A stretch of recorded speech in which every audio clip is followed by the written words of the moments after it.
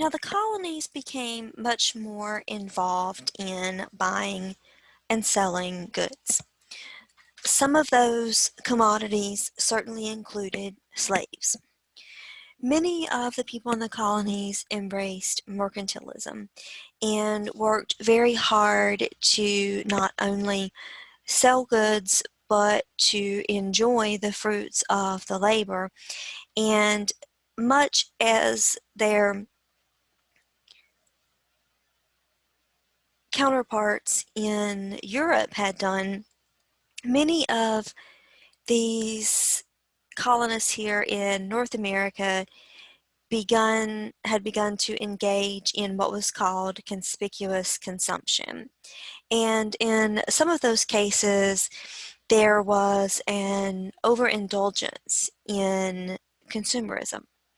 And this caused concern to many who were deeply religious, as they viewed excess as sinful. Now, citing evidence of this increased attention to luxury, Puritan minister Samuel Sewall warned that economic activities were taking the place of religious devotion. And so the concern was that people were spending more time shopping and less time praying, more time going out and doing things in their communities, and less time in their churches working.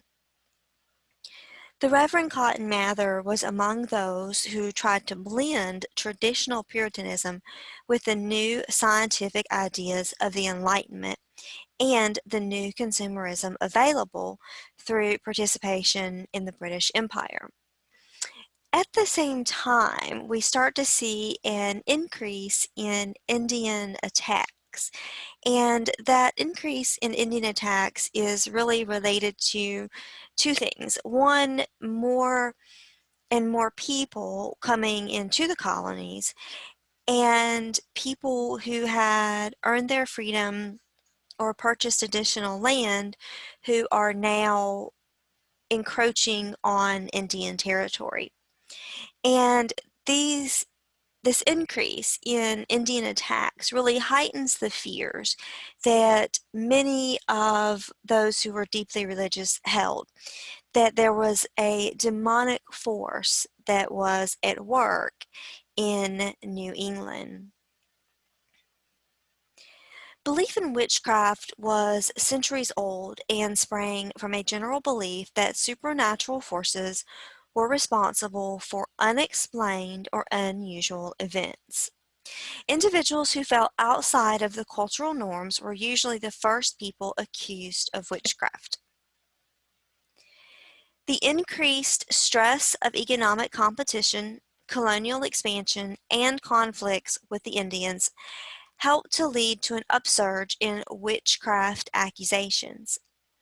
Between 1647 and 1692, 160 people, most of whom were women, were accused of witchcraft in Connecticut and Massachusetts. 15 were executed. The Salem witch trials of the early 1690s illustrate how the confluence of economic change, social tension, and the fear of Indian attacks persuaded colonists to believe those accusations of witchcraft.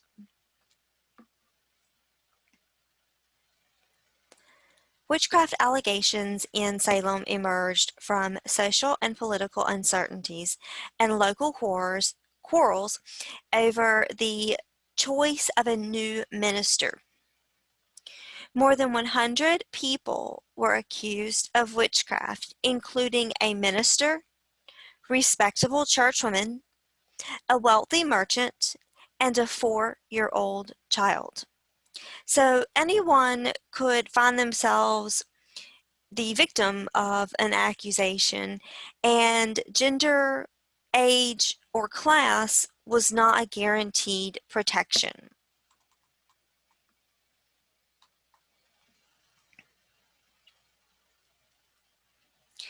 In the early years of settlement in the Chesapeake, the scarcity of women ensured that those women who did survive gained greater economic and legal status. In New England, women were recognized as crucial to their husband's business success. But by 1700, the sex ratio in the Chesapeake had been corrected and women lost the economic and social options of the earlier times. In the earliest times, women were able to wait for a perhaps more wealthy, more attractive, potentially a kinder suitor or husband before marriage. But by 1700, in order for women to survive, they were not able to wait as long on a suitable husband. And this is because initially there were fewer men, so there were plenty of women there were plenty of men for the women to choose from. But as time went on, those numbers really level out to relatively equal to one another.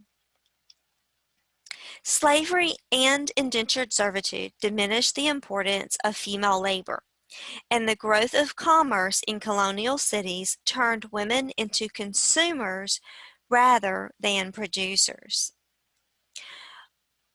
According to English law, a married woman was a femme covert and had no independent legal status or economic status.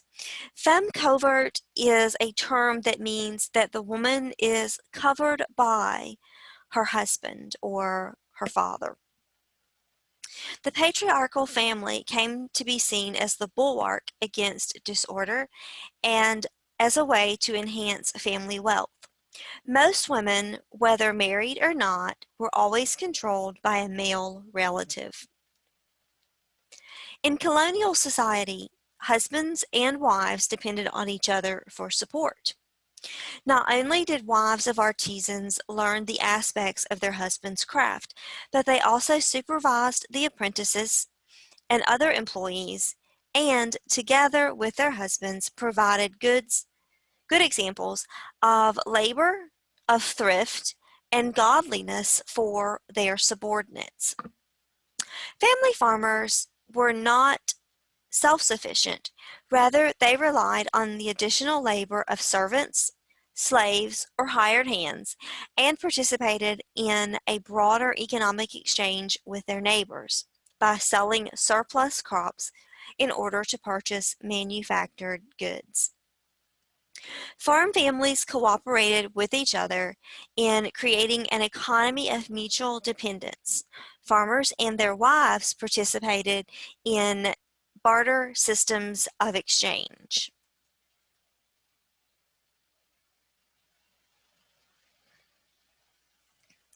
Most women spent the first 20 years of marriage giving birth to and raising children.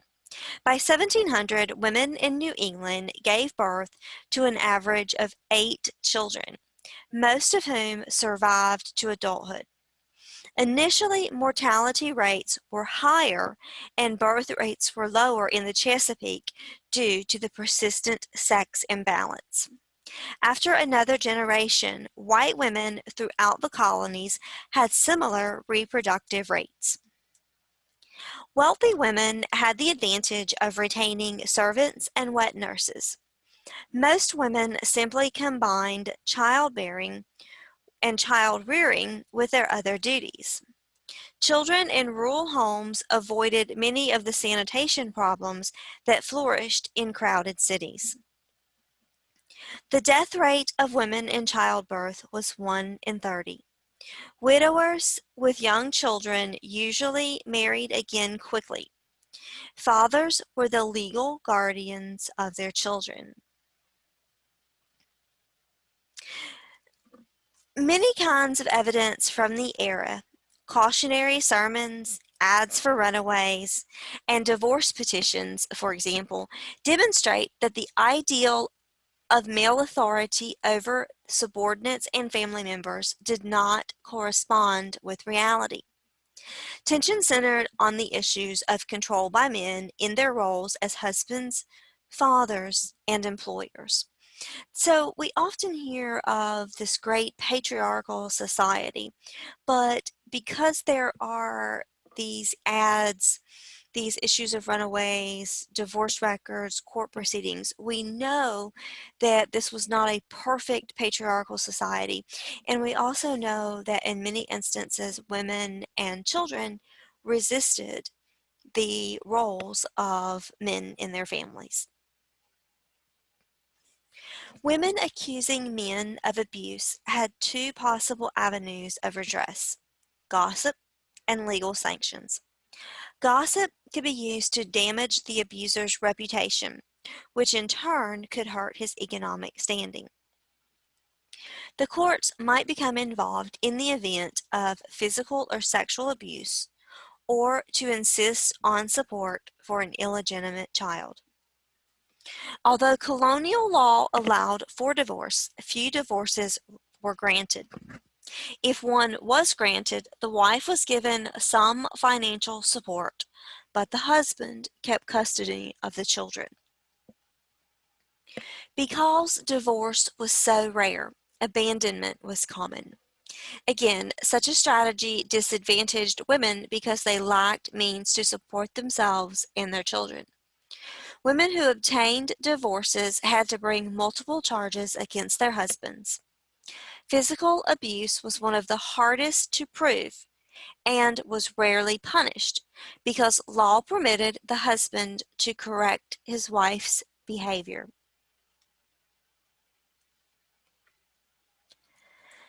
If a single woman became pregnant, her father could sue the father of her child for financial support. Courts seemed favorably disposed to this kind of suit, particularly when the mother drew the support of other members of the community. Rape was very difficult to prove in court because it was a capital crime, and juries were reluctant to convict the defendant. As a result, women were reluctant to bring charges, and in many cases, rape charges were downgraded to a lesser offense. Class and race often determined whether a charge of rape or a lesser offense was taken seriously. By the mid-18th century, children were exerting more control over their own lives and were able to move further away from the parental home because of the availability of land. But separation from their families meant that women had less protection from potential sexual abuse. Without access to the courts, servants, slaves, and the poor ran away to escape the abuses or unhappy marriages. For most servants and slaves, the consequences of getting caught could be severe, but colonial expansion may have enhanced the chances of success for those fleeing marriage.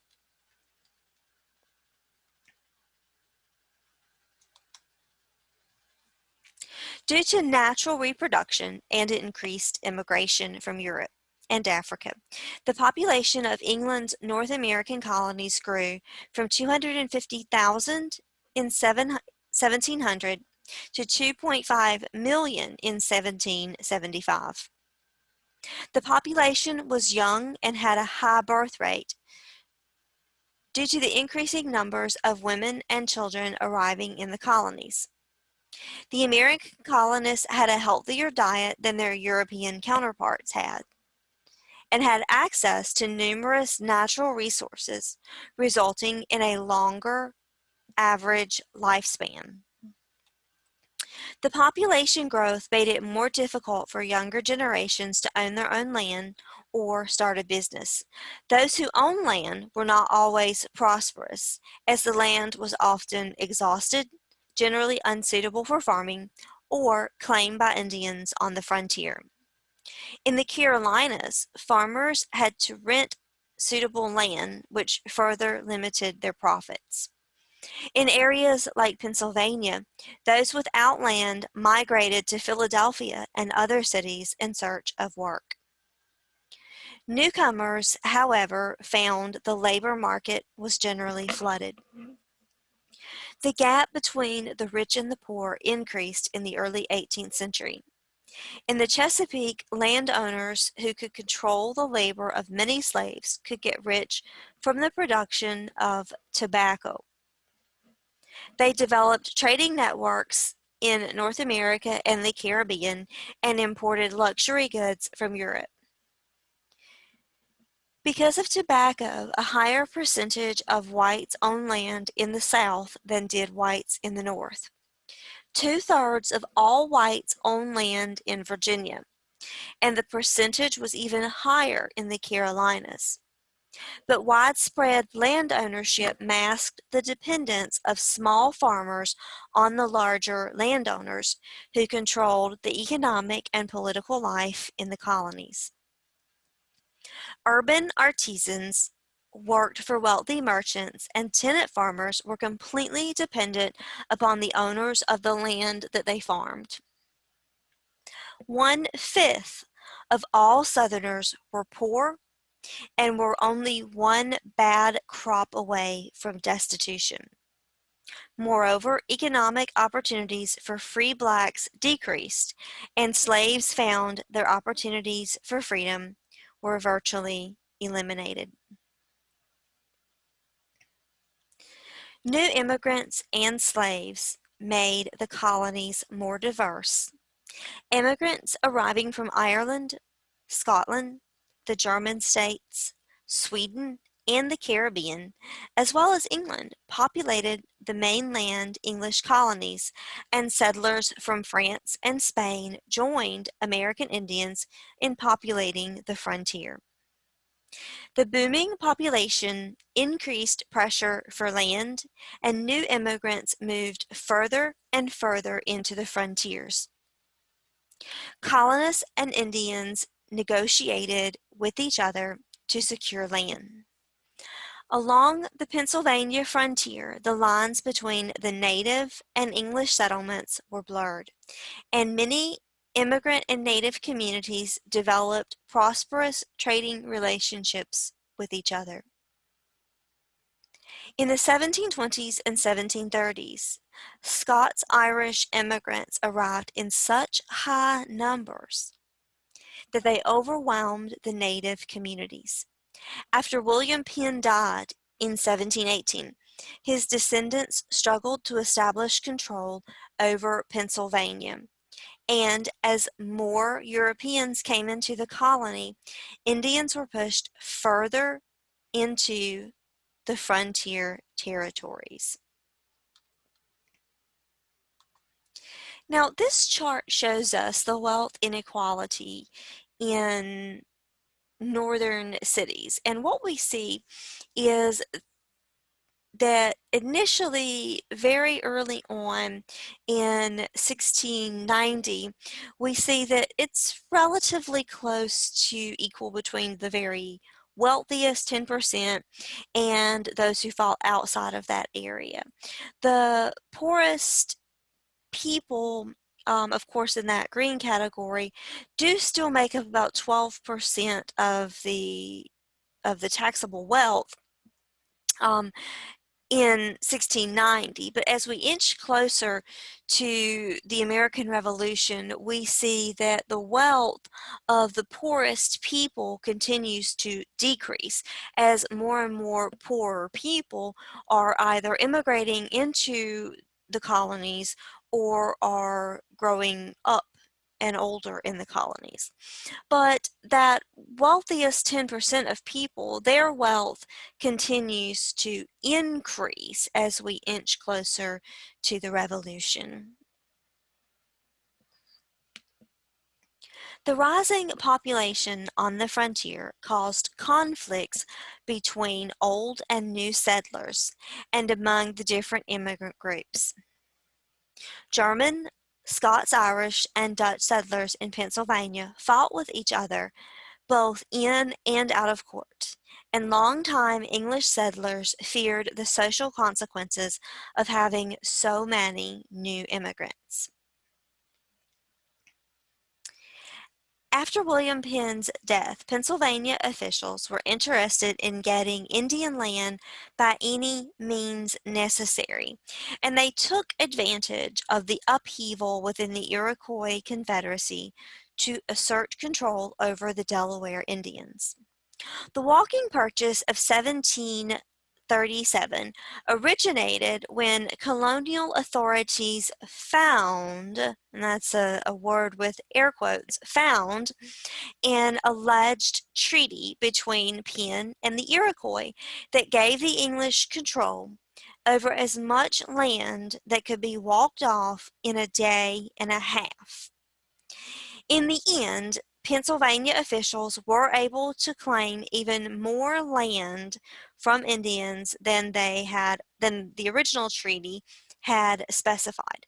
So there's no evidence that this walking purchase was a true document, but this shows that very early on in our nation's history, as we are inching closer to revolution and more colonists are coming into the Americas, the desire to obtain more land by whatever means is a very strong motive for deceptive practices against the natives.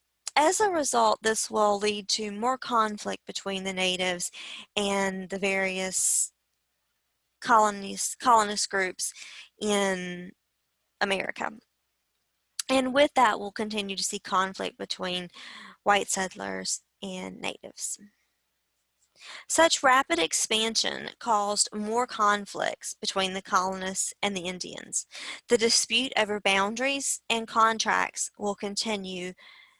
Settlers, however, claimed land just by building a house, planting crops, or putting up a fence. The religious diversity of recent immigrants added a new dimension to the Indian and colonial relations. Several groups, like the Moravians and the Quakers, developed very friendly relationships with the local Indians in order to buy land and establish trade.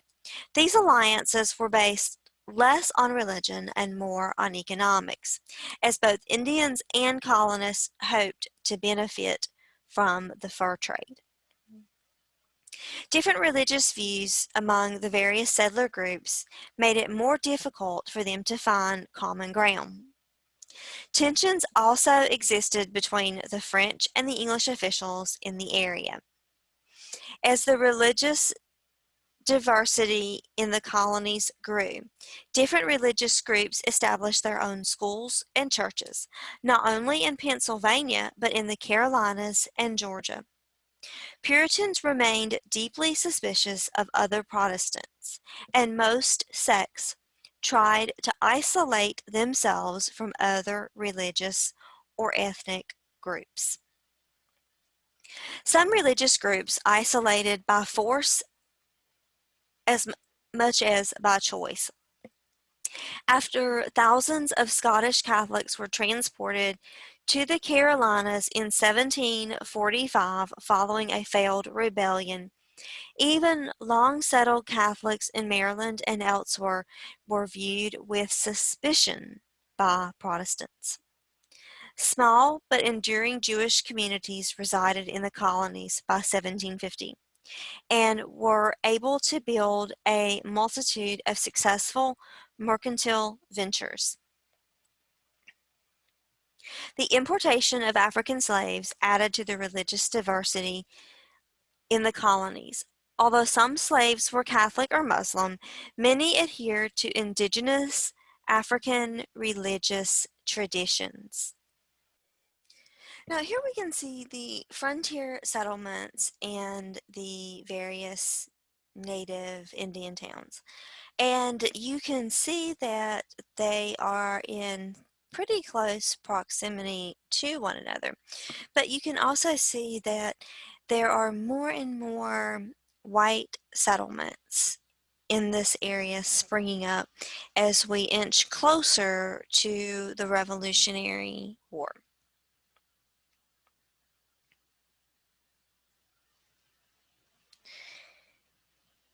Now, we have discussed that there's a various amount of religious diversity in the colonies, and some of those initial groups were more tolerant than others, and some of those were less tolerant. Some were more strict, and others were less strict. And as time moves forward, we start to see more and more diversity of faith in the colonies. The explosion of competing Protestant groups and the impact of the Enlightenment emphasized traditional and scientific thinking, creating a greater tolerance for religious diversity.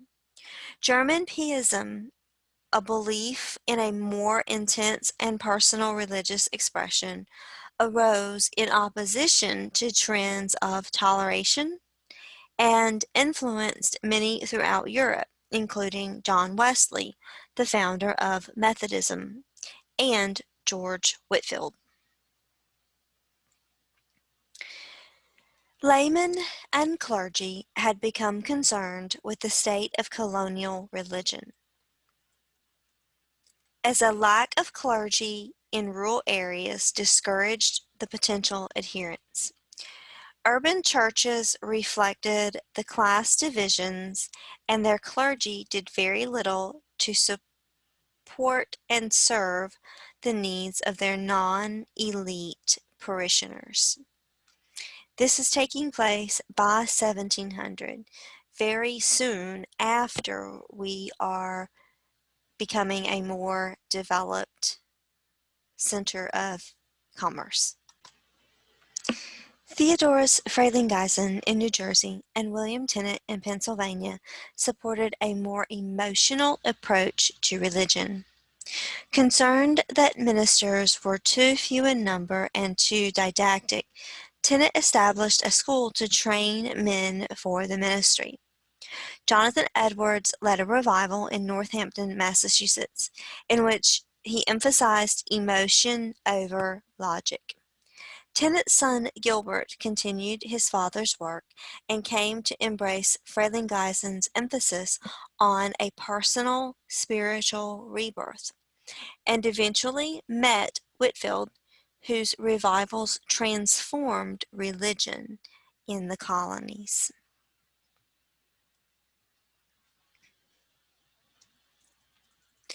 George Whitefield successfully initiated what later became known as the Great Awakening because he understood his communication networks. He traveled throughout the colonies, inspiring ministers along the way. He had his greatest success during a 15-month preaching tour that began in 1739. Declaiming on the ideology of a personal and emotional religiosity, he attracted thousands to his sermons. Inspired by Whitefield, New Light ministers denounced the more educated and less emotional clergymen. They held massive outdoor services and attracted colonists from all social classes. Many became itinerant preachers. The new style of religion promoted by the New Light clergy attracted thousands of young adherents, many who were very poor parishioners. They appreciated the egalitarian nature of the revivals. After initially welcoming revivals and the established ministers began to oppose the itinerants because the New Light adherents were splitting off from more established congregations. Moreover, the appeal to egalitarianism caused many conservatives to fear the social disorder. James Davenport, one of the most radical preachers, was so extreme in his attacks on clerical corruption that he attracted both criminal charges and the approbation of other New Light ministers. Davenport's actions convinced colonial authorities that revivalism could not continue unchecked. Tennant was critical of Davenport and reasserted the value of pietistic communion. The revivals lessened in intensity over the time, and religious institutions became more ordered. The central features of revivalism tended to work against the institutionalization of religion. The influence of the Great Awakening was reflected more in attitudes and practices than institutions. Both New Light and Old Light adherents found common cause when King George II threatened to appoint an Anglican bishop for the American colonies. Colonial elites and non-elites feared the imposition of new authority, but the revivalists had honed in on a mode of communication that would facilitate rapid and pervasive responses to what the colonists regarded as potential tyranny. This is extremely important as we inch closer to the revolution. Local governments became more complex in the 18th century as colonies grew. Most colonial officials were men of wealth and property who had some power locally, but ultimate sovereignty over colonial laws and issues of war and peace rested with the king and with Parliament. Distance made it virtually impossible for Parliament to rigidly control the colonies. Royal officials recognized the need for compromise, and institutions of local government, town meetings in Massachusetts Bay, and the House of Burgesses in Virginia gave colonies some control over their own lives. A tradition of deference, however, promoted the expectation that most people would yield to authority. And although colonial governments minimized opposition by conducting public elections, most public officials continued to be men of wealth and property. Deference was not absolute. Although scattered challenges to established authority existed in the 17th century and the early 18th century, the ideas brought forth by the Great Awakening converged with the changing political views, and resistance to authority became much more common.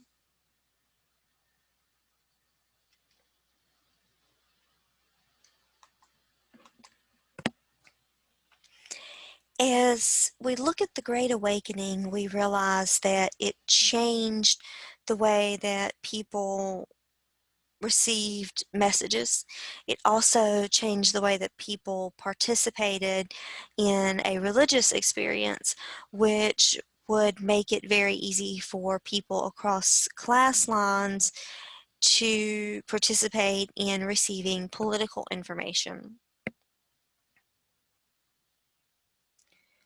Beginning in the 1730s, many colonists, including women, the poor, and African Americans, engaged in more frequent protests against authority.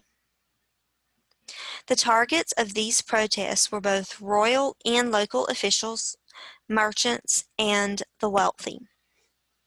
Increasingly, protests focused on the belief that all colonists, even the non-elites, had rights that were worth protecting. More colonists began engaging in collective action to protest threats to what they believed to be a threat against their political autonomy. Women in their roles as consumers led riots and protested against the increase in bread prices at a time when there was an economic recession. The goal was to retain economic autonomy in the colonies. Women attacked the grain warehouses and retail establishments. However, though the riots were initially successful in reducing the prices, the price of bread continued to rise over the long term. Likewise, conflicts in other areas will begin to take place. Conflicts between the large and small farmers erupted in Boston when the city tried to construct a public market and charge farmers for the market space. This, of course, placed the smaller producers, the smaller farms, at a disadvantage. Consumers saw the markets as an excuse to raise prices and sided with the protesting farmers. When appeals to the local authorities failed, opponents of the market burned down the stalls in the middle of the night. Although this protest also failed in the long term because the markets were rebuilt, the power of collective protest was undeniable. Colonists were also fighting for access to land. In the 1740s, tenants in New Jersey and New York protested policies of landlords and the amount of land claimed by speculators. When petitions for redress failed, the protesters burned outbuildings, attacked livestock, and looted the homes of the targeted landlords. The protesters eventually established committees to hear tenant grievances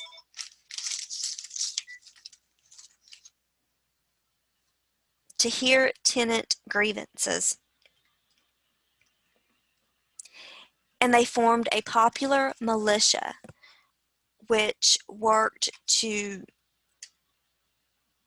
ensure that the rights of the people were heard. These militias attacked uncooperative landlords. Officials, local militia, were both engaged in different forms of protest. Impressment was the focus of the colonists in the colonial seaport areas. Impressed sailors faced a miserable existence and a high rate of mortality in the Royal Navy. In 1747, men in Boston fought back by rioting for 3 days. Although impressment did not end, the riots demonstrated that the colonists would not simply accept actions that were detrimental to their liberty. Now, impressment was this similar to a draft where men of a certain age were expected to serve in either the Royal Navy or the Royal Army, in this case primarily referring to the Royal Navy, as it would require that young men in the colonies be, conscripted to service. And part of what's taking place here is people see that the young men from the colonies who would be farmers and laborers are being impressed into the British Royal Navy, and so that is removing them from their homes and from their families and removing that person from the family work unit. But at the same time, and equally importantly, the colonial men who are impressed into the Navy are not given the same wages and the same rations and the same clothing as members of the Royal Navy from England. And so they see this not only as something that's impacting colonial life, but as subjects of the royal crown, they're being treated differently based on where they live. Economic uncertainty combined with the egalitarian ideology of the Great Awakening produced more protests against local and British officials. Though many protests evinced the increased animosity among the classes, the fight against impressment demonstrated that the colonists of different socioeconomic groups could join together and oppose actions that they felt were a threat to all.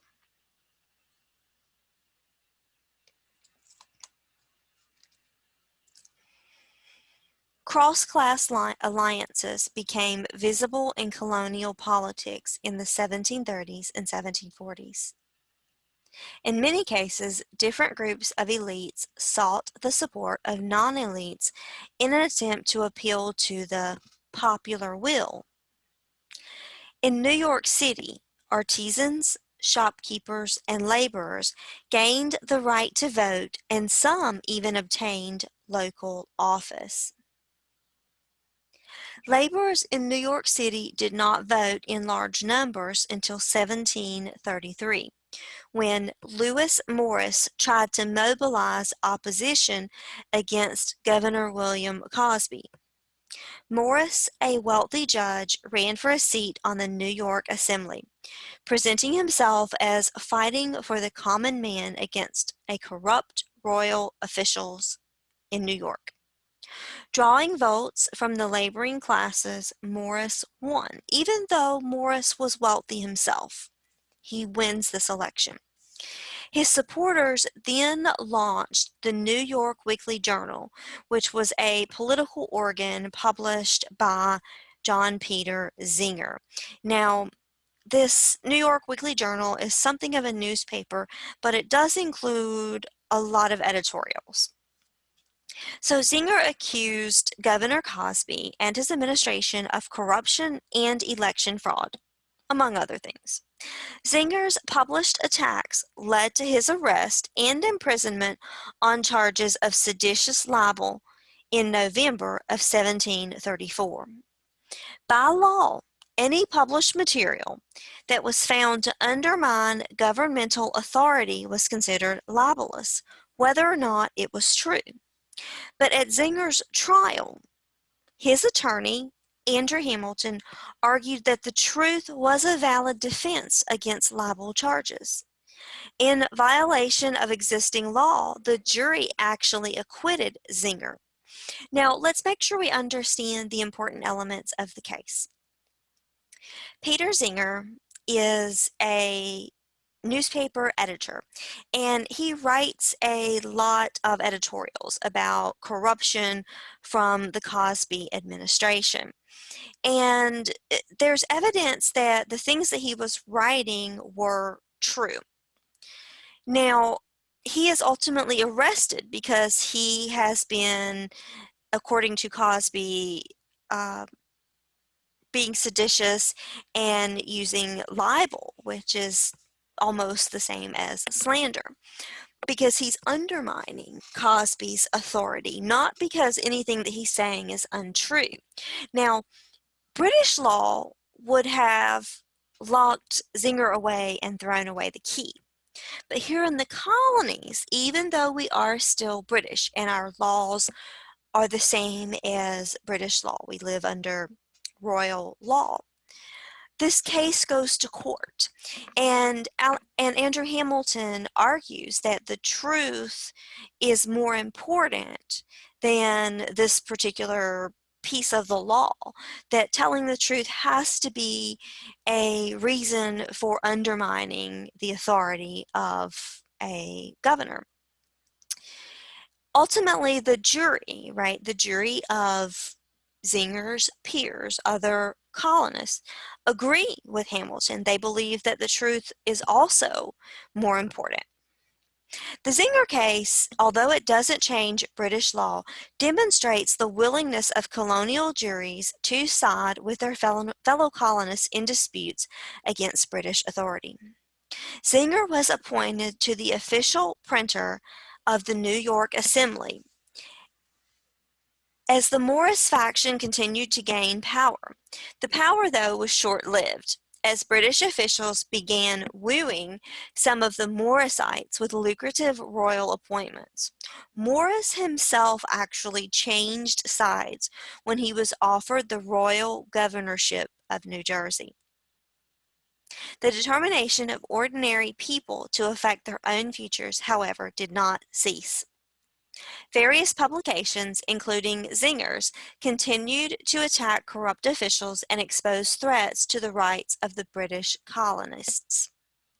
The real power of ordinary free men depended on a divided elite, but in some cases their victories were only exacerbated by class division.